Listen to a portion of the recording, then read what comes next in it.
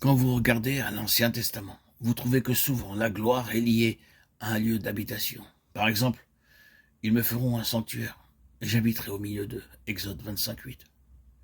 C'est quand le tabernacle fut terminé que la gloire le remplit. Il en fut de même pour le temple. C'était un lieu pour une habitation. Passons de l'Ancien Testament au Nouveau. Les déclarations au sujet du Seigneur Jésus sont bien connues. Il est le resplendissement de cette gloire, Hébreux 1:3. Il est couronné avec la gloire, Hébreux 2:9. L'auteur reprend les mots du psalmiste, le roi de gloire, psaume 24:7. Nous avons aussi les paroles de Paul aux Corinthiens, le Seigneur de gloire, 1 Corinthiens 2:8. Et nous avons contemplé sa gloire, une gloire comme la gloire du Fils unique, venu du Père, Jean 1:14. Ensuite, il est allé vers le Père, et l'Esprit de gloire, comme Pierre appelle le Saint-Esprit, a été envoyé pour résider dans l'Église. L'Église devient maintenant le lieu d'habitation de la gloire, c'est-à-dire, en nous rappelant la signification de la gloire, le lieu d'habitation de la satisfaction de Dieu, parce que c'est le lieu d'habitation de la nature de Dieu. La justice est là. Justice de Dieu par la foi en Jésus-Christ. Romains 3:22. Elle est là, dans l'Église. Et l'Église est glorifiée ou glorieuse, parce que la justice de Dieu est là, par la foi, et que Dieu est satisfait.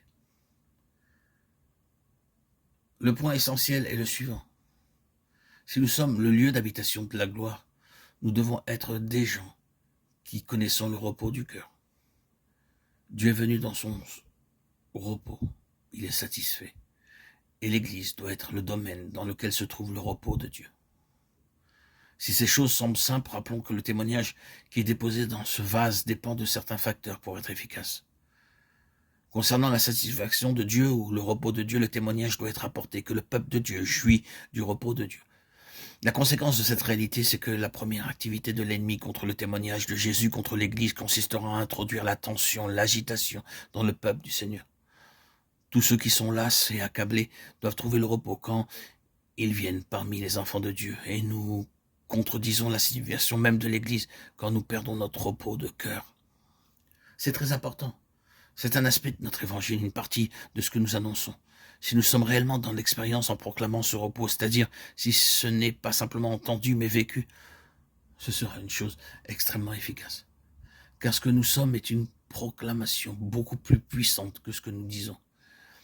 Si le Seigneur peut avoir des gens ici et là sur cette terre qui sont parfaitement satisfaits en lui et jouissant de son repos, qui ont trouvé le repos de leur âme, il aura un immense témoignage sur la terre. Et une des marques de l'œuvre satanique dans cet univers, c'est la bouillonnante insatisfaction, l'agitation, l'impatience, l'envie, et tout cela ne peut jamais être rassasié. L'évangile de la gloire commence dans le lieu où se trouve la gloire. La gloire signifie que Dieu est satisfait, que Dieu a son repos et que nous sommes entrés dans ce repos. C'est quelque chose qui demeure dans l'Église. Cet évangile doit demeurer dans l'Église. C'est l'évangile de la gloire, du Dieu satisfait.